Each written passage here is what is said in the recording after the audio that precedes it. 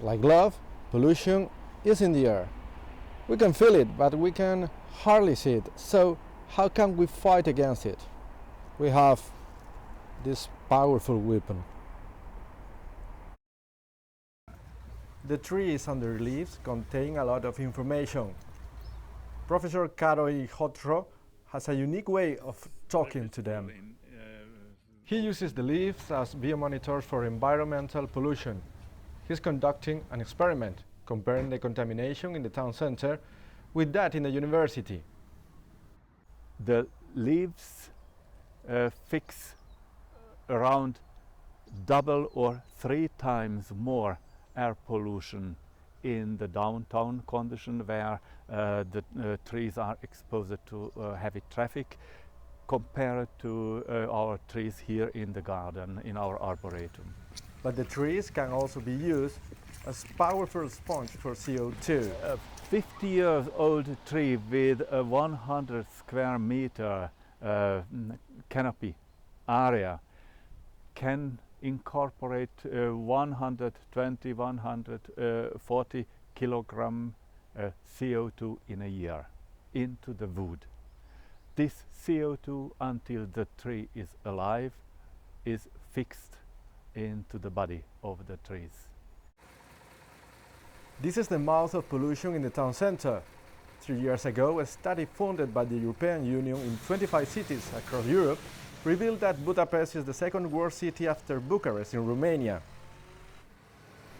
A fleet of old buses are a big source of air pollution, according to a report from the Clean Air Action Group. This institution has been addressing the poor state of Budapest's air since 1998.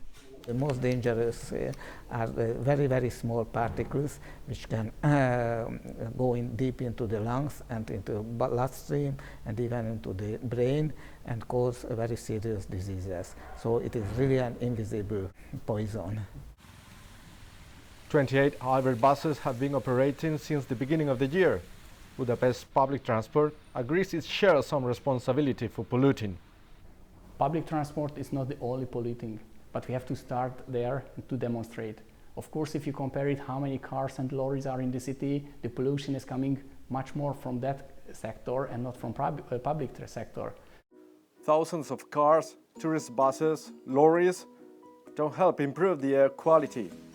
New measures need to be implemented, like those that remove all the Trabant cars from the roads of Budapest 20 years ago. Like TripAdvisor for tourists, Green Advisor is working on a new application to encourage consumers and companies to be more green.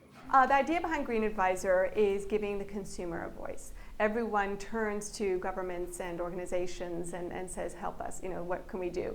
So we hope this is a dialogue that both gives the consumers the ability to kind of complain or praise, for that matter, the stores they like and they frequent, and also for companies to find out what they're doing wrong and what they could do better.